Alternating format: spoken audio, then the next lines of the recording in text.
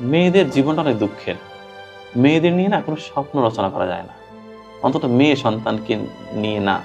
কেননা মেয়েরা আসলে তার জীবনের কোনো কুল কখনোই ঠিক রাখতে পারে না।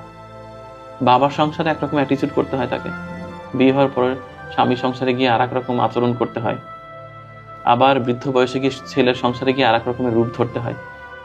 মানে বলে না নারী বহুরূপী, এই কথাটা না একটা পজিটিভ অর্থ আছে আমার কাছে।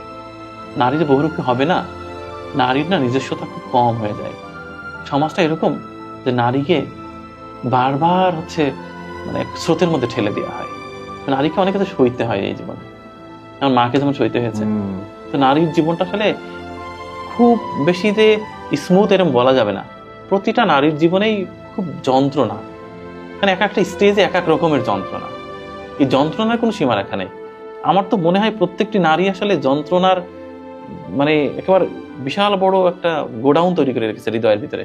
খুলে দিলে পৃথিবী প্লাবন হয়ে যাবে।